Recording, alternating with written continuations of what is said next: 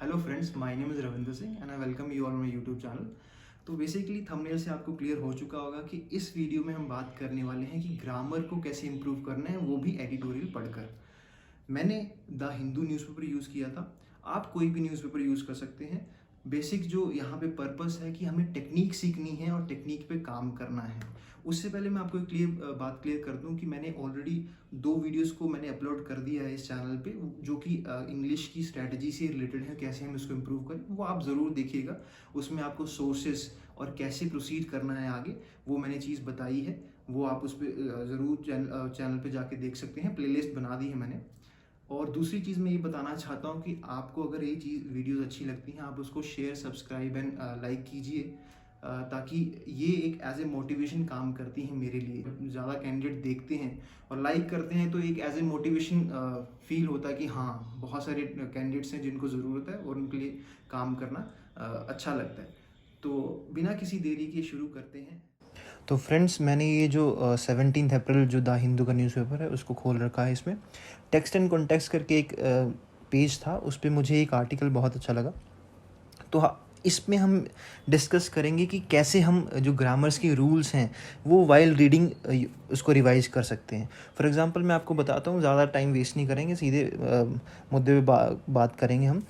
जो है ये यहाँ से शुरू करते हैं, जो कॉन्जर्वेशन अमनीशिया है ना। The tiger number released on April 11। तो हमें यहाँ पहला रूल हमारा रिवाइज होगा जो भी है, जैसे कि ऑन, जब भी एप डेट दी गई हो तो हम वहाँ पे प्रेपोजिशन ऑन यूज़ करते हैं। समझ पा रहे हैं? अगर यहाँ पे 11 नहीं होता, अप्रैल 2023 लिखा होता, तो यहाँ पे हम प्रेपोजिशन यूज़ करते इन। जो हमारी प्रेपोजिशन यूज़ होती वो होती इन। समझ पा रहे हैं? फिर इसके बाद आगे चलते हैं, by prime minister Narendra Modi. अब जब भी कोई हम पोजीशन लगाते हैं, द प्राइम मिनिस्टर होता है। अगर यहाँ पे एक और रूल आता है कि अगर उस व्यक्ति का नाम दिया गया हो तो उसमें हम द यूज़ नहीं करते, इसीलिए हमने यहाँ पे द यूज़ नहीं किया। अगर नरेंद्र मोदी जी का नाम यहाँ नहीं होता तो बाय दी प्राइम मिनिस्टर होता। ठीक है, by prime minister Narendra Modi is the minimum estimate based on the tigers photographed during the सर्वे। इतना पैराग्राफ हो गया। इसमें एक चीज़ मैं और बताऊंगा, जब भी नाउन, जैसे ये टाइगर नंबर है, उसके आगे वर्ब की थर्ड फॉर्म लगी हो तो वहाँ से उससे हम एडिशनल इन्फॉर्मेशन भी बताते हैं। रिलीज्ड कब हुई थी? रिलीज्ड ऑन अप्रैल, ये जो है यहाँ पे release on April 11 2023 by prime minister Narendra Modi is. तो हम अगर ये जो पूरी जो मैंने अभी लाइन पढ़ी है इसको हटा भी दें, एडिशनल इन्फॉर्मेशन का ये काम होता है कि अगर उसको हम हटा भी दें तो सेंटेंस का जो मीनिंग है उसमें कोई फ़र्क नहीं पड़ता ज़्यादा। सिर्फ एडिशनल इन्फॉर्मेशन इसीलिए लगाई जाती है ताकि उस सेंटेंस में ज़्यादा इन्फॉर्मेशन ऐड ऑन की जा सके। तो मैं अगर पढ़ूँ, the tiger number release is the minimum estimate based on the tigers photograph during the survey, तो ज़्यादा कुछ फ़र्क नहीं पड़ा। तो यहाँ से हमने ये जो है एडिशनल इन्फॉर्मेशन ऐड ऑन की थी। अब आगे पढ़ते हैं, the final numbers will come. एक और रूल आ गया यहाँ पे, जितने भी मोडाल्स होते हैं, आपको पता होगा, विल, वुड, ऐसे ही शुड, शाल, जितने भी मोडाल्स होते हैं, डू, डिड, डज, उनके आगे हमेशा वर्ब की फर्स्ट फॉर्म लगती है, ये याद रखिएगा। एरर डिटेक्शन में क्या होगा, विल की थर्ड फॉर्म, विल के आगे वर्ब की थर्ड फॉर्म लगा देगा, कई बार ऐसा होता है। तो हमें ये भी पता चल गया। अब पढ़ते हैं, the final numbers will come in the next few months, authorities have indicated. अब यहाँ से हमें टेंस भी पता चल जाएगा कि वर्ब है, हैव के आगे अगर V3 हमने लगाया है तो कौन सा टेंस होता है? वो होता है present perfect. Have indicated A 6% annual growth rate. ठीक है जी, यहाँ पे अगर वो इंडिकेट कर देता हैव इंडिकेट 6%, यहाँ पे भी एरर हम डिटेक्ट कर सकते थे। तो इस ढंग से हमें प्रैक्टिस करनी है। अब आगे पढ़ते हैं, have indicated A 6% annual growth rate so the expected number would be, अभी जो मैंने आपको रूल बताया था कि मोडाल्स के आगे हमेशा V1 आता है, तो वुड जो बी है ये भी B1 है, वर्ब की फर्स्ट फॉर्म है, अप्रॉक्सीमेटली 25 to 30% रहेगा above the previous 2018-19 estimate of इतने टाइगर्स। अब एक रूल और आ गया ग्रामर का, 50 ईयर्स अगो, ये होता है नंबर यूनिट का रूल। अगर जैसे ये नंबर है, ये यूनिट है, अगर यहाँ पे एडजेक्टिव और नाउन होगा तो ये आपकी जो यूनिट है वो हमेशा सिंगुलर आएगी, ठीक है।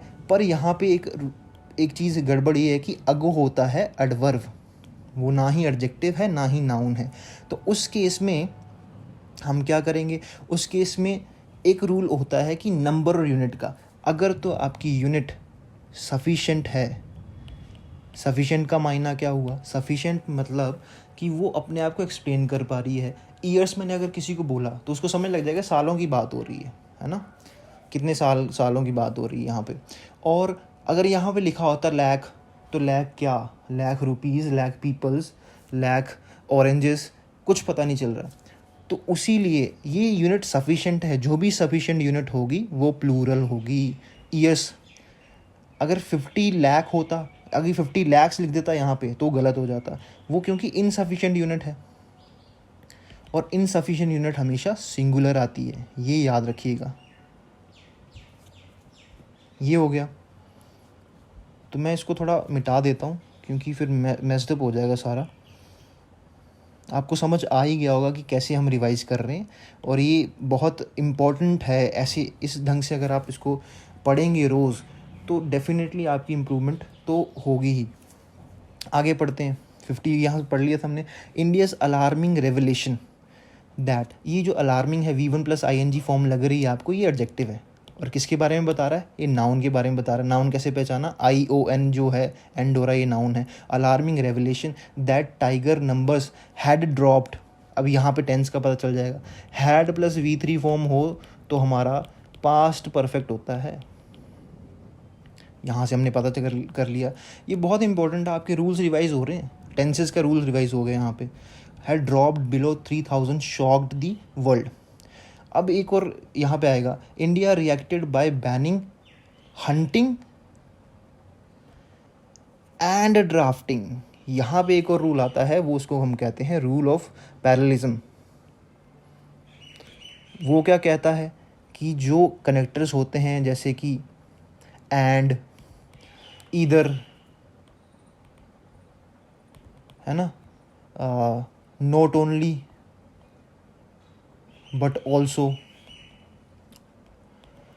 और भी होते हैं कनेक्टर्स, तो उसमें हमारा पैरेलल स्ट्रक्चर यूज़ होता है। पैरेलल स्ट्रक्चर मतलब जो एंड के पहले पार्ट ऑफ स्पीच होगा वही उसके बाद होगा पैरेलल। यहाँ पे है हंटिंग एंड ड्राफ्टिंग, समझ पा रहे हैं, हंटिंग एंड ड्राफ्टिंग। तो यहाँ पे ऐसे अगर लिखा होता हंटिंग एंड ड्राफ्ट तो भी गलत होता। तो यहाँ पे हमें एक और रूल रिवाइज हो गया। अब एक और चीज़ है, आगे बढ़ते हैं। One of the world's strongest legal frameworks, ये आपका जो लीगल ये फ्रेमवर्क है ये नाउन है और जो कि प्लूरल फॉर्म में है। तो यहाँ पे एक और जो कंसेप्ट इम्पोर्टेंट है कि जब भी one of the, each of the, every one of the, either of the हो, तो वहाँ पे हमेशा प्लूरल नाउन लगता है। तो यहाँ पे भी एरर डिटेक्शन का क्वेश्चन बन सकता है कि अगर लिखा होगा one of the world strongest legal framework, तो यहाँ पे रूल अगर आपको पता होगा तो आप इजीली उसको मार्क कर सकेंगे। आ गया, one of the largest strongest legal frameworks to protect. जब भी याद रखिए टू के आगे जो भी वर्ब आता है वो V1 की वर्ब की फर्स्ट फॉर्म होती है हमेशा। यहाँ अगर प्रोटेक्ट्स लगा देगा तो गलत हो जाएगा, टू प्रोटेक्ट्स नहीं होगा, टू प्रोटेक्ट होगा। It's natural heritage. अब वही कंसेप्ट 50 ईयर्स लेटर जो मैंने आपको नंबर यूनिट का समझाया था, 50 years later more or less the same number is now met with celebration. तो आप ये देखिए कि हमने कितने सारे रूल्स को रिवाइज कर लिए, बहुत छोटा पैराग्राफ पढ़ के। इस तरह आपने देखा कि हमने कैसे एक पैराग्राफ पढ़ के कैसे कुछ जो रूल्स हैं ग्रामर के रिवाइज किए। तो मैं आपको यही सजेस्ट करूँगा, आपको भी इसी तरह पढ़ना है। और हमने कोई ज़्यादा लाइंस जो है पैसेज की वो नहीं पढ़ी हैं, आप इजीली देख सकते हैं 10-12 लाइंस में बहुत सारे 5 से 6 रूल्स जो हैं हमारे रिवाइज हो चुके हैं। ऐसे ही मैं आपको बताऊँगा और भी टेक्निक्स, ताकि आपकी जो इंग्लिश की प्रिपरेशन और अच्छी हो जाए। एक चीज़ मैं आपको क्लियर करना चाहता हूँ कि एक क्वेश्चन अराइज होता है हमारे दिमाग में कि यार इंग्लिश ही नहीं है प्रिपेयर करने के लिए, बहुत सारे अलग सब्जेक्ट्स भी हैं। पर आपको मैं बताऊंगा कि जो इनिशियल जो टाइम है वो तो लगता ही है, क्योंकि एक अंपायर को बनाने के लिए जो इनिशियल जो प्रैक्टिस या टाइम होता है वो ज़्यादा लगता है। बट लेटर अगर आप रेगुलर ऐसी प्रैक्टिस करते रहेंगे, रीडिंग जो भी है जिस प्रकार की मैंने आपको बताया है, तो आपका जो टाइम है 3-4 महीने की प्रिपरेशन के बाद ऑटोमेटिकली टाइम हाफ हो जाएगा। क्योंकि जब मैं प्रिपेयर करता था मुझे भी 3.5 घंटे से 4 घंटे लगते थे इंग्लिश को ही, एक सब्जेक्ट को ही पकड़ के। तो उसको मैंने कम करते करते जब मैं एग्ज़ाम्स देता था तो उस वक्त मेरा जो टाइम था ऑलमोस्ट 2.5 घंटे हो चुका था। तो ऑलमोस्ट हाफ हो जाएगा आपका टाइम। तो इसमें आपको टेंशन लेने की ज़रूरत नहीं है, आप इसी तरह प्रैक्टिस करते रहिए और आपकी इंग्लिश ज़रूर इम्प्रूव होगी। Thank you.